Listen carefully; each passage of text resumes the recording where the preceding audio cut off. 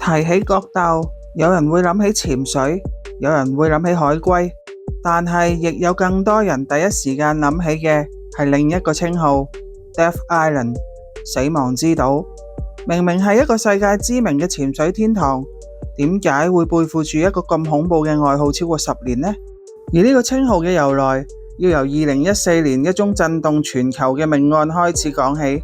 2014年9月15號，兩個英國遊客，23歲嘅 Hannah 同24歲嘅 David 被發現倒斃喺角鬥嘅 Sairi 海灘。案件震驚英國、泰國以及全球嘅媒體。警方之後拘捕咗兩個緬甸籍男人，案件最終審結，兩人亦被判罪成。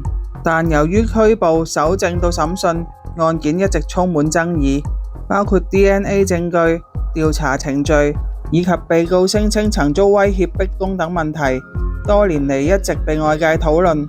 而正正係因為呢宗案件影響實在太大，外國媒體開始幫角鬥起咗一個新名 Death Island。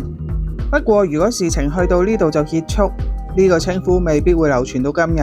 問題係喺之後嘅幾年，角鬥又先後發生咗多宗受國際關注嘅外國遊客死亡同失蹤事件，當中涉及英國、法國、比利時、俄羅斯等多國嘅遊客。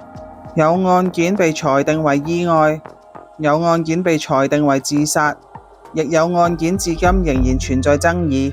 而每當有新嘅案件發生，國際媒體往往又會重新提起2014年嘅相思案。久而久之 Death Island 呢個稱號開始越傳越廣。但另一方面，亦有唔少人認為角鬥其實係被嚴重妖魔化。事實上，龜島一直係泰國最受歡迎嘅潛水勝地之一，每年都有大量遊客去考潛水牌、潛水或者度假，亦有唔少人甚至喺島上生活多年，從來未遇過任何問題。支持呢個講法嘅人認為，好多被歸類為死亡島事件嘅案件，其實彼此之間並冇關聯，有啲係意外，有啲係個人原因，有啲係被傳媒誇大報導。慢慢死亡之島呢個標籤反而比真相流傳得更耐。但反對派就認為，如果只係單純意外，點解咁多年嚟會有咁多案件引起國際關注？又點解每當提起角鬥，外國網民仍然會聯想到死亡之島呢個名？對佢哋嚟講，問題從來唔係死咗幾多人，而係部分案件留下嘅疑問，直到今時今日仍未消失。12年過咗，角鬥仍然係世界知名嘅潛水天堂，藍天、白沙灘、清澈嘅海水，每日依然吸引大量遊客到訪。